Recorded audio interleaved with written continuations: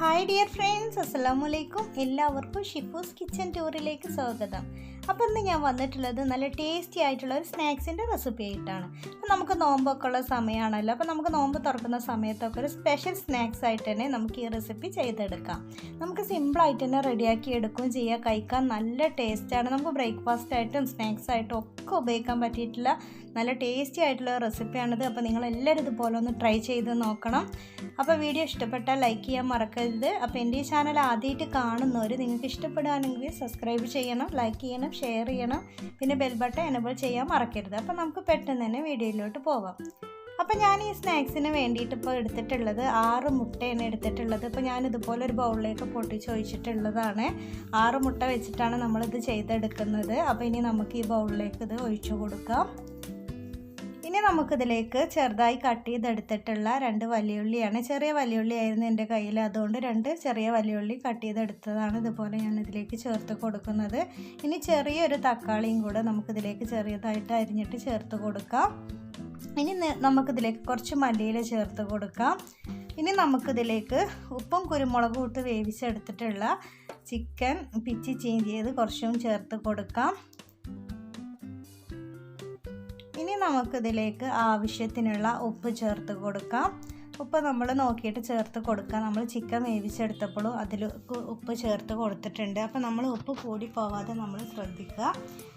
ഇനി നമുക്കിതിലേക്ക് 1 സ്പൂണ് മഞ്ഞൾപ്പൊടി ചേർത്ത് കൊടുക്കാം. ഇനി നമുക്കിതിലേക്ക് 1 സ്പൂണ് മുളക് പൊടി ചേർത്ത് കൊടുക്കാം.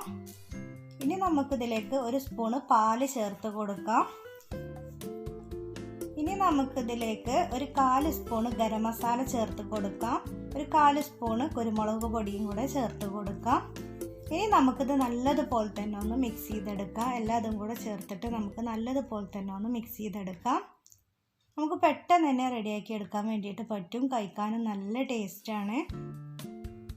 അപ്പം ഞാനിത് നല്ലതുപോലെ തന്നെ മിക്സ് ചെയ്തെടുത്തിട്ടുണ്ട്. അപ്പോൾ ഇനി നമുക്കിത് എങ്ങനെ ചുട്ടെടുക്കുന്നത് എന്നുള്ളത് നോക്കാം. അപ്പോൾ ഞാൻ ഉണ്ണിയപ്പം ചുട്ടെടുക്കുന്ന ചട്ടിയിലാണിത് ചുട്ടെടുക്കുന്നത്. അപ്പോൾ ഇനി നമുക്ക് ഇതിലേക്ക് എണ്ണ ഒഴിച്ച് കൊടുക്കാം. നമ്മൾ ഉണ്ണിയപ്പം റെഡിയാക്കുന്നത് പോലെ തന്നെ നമുക്കിത് റെഡിയാക്കി എടുക്കാം.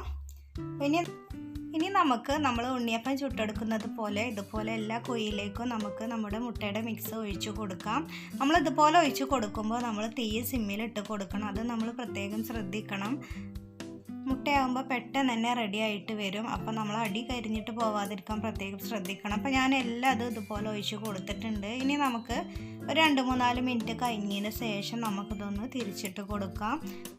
അപ്പോൾ ഇനി നമുക്കിത് തിരിച്ചും മറിച്ചും ഇട്ട് കൊടുത്തിട്ട് നല്ലതുപോലെ തന്നെ ഒന്ന് ഫ്രൈ ചെയ്തെടുക്കാം. പെട്ടെന്ന് തന്നെ റെഡി ആയിട്ട് വരും. മുട്ട ആയതുകൊണ്ട് തന്നെ പെട്ടെന്ന് തന്നെ നമുക്കിത് ചുട്ടെടുക്കാൻ വേണ്ടിയിട്ട് പറ്റും. അപ്പോൾ ഇനി നമുക്ക് ഇതെല്ലാം ഇതുപോലെ ഒന്ന് ചുട്ടെടുക്കാം. അപ്പോൾ നമ്മൾ ഫസ്റ്റ് ഇട്ട് കൊടുത്തത് ഇവിടെ നല്ലതുപോലെ തന്നെ വെന്ത് വന്നിട്ടുണ്ട്. കണ്ടില്ലേ, നല്ല പെർഫെക്റ്റ് ആയിട്ട് തന്നെ കിട്ടിയിട്ടുണ്ട്. അപ്പോൾ ഇനി നമുക്കിത് പ്ലേറ്റിലേക്ക് മാറ്റാം. അപ്പോൾ ഇനി നമുക്ക് ബാക്കിയുള്ളതും കൂടെ ഇതുപോലെ ചെയ്തെടുക്കാം. അപ്പോൾ ഞാനിത് മുഴുവനായിട്ടും ഇതുപോലെ ചുട്ടെടുത്തിട്ടുണ്ട്. കണ്ടില്ലേ, നല്ല പെർഫെക്റ്റ് ആയിട്ട് തന്നെ കിട്ടിയിട്ടുണ്ട്. കഴിക്കാനും നല്ല ടേസ്റ്റാണ്. നിങ്ങളെല്ലാവരും ഇതുപോലെ ഒന്ന് ട്രൈ ചെയ്ത് നോക്കണം.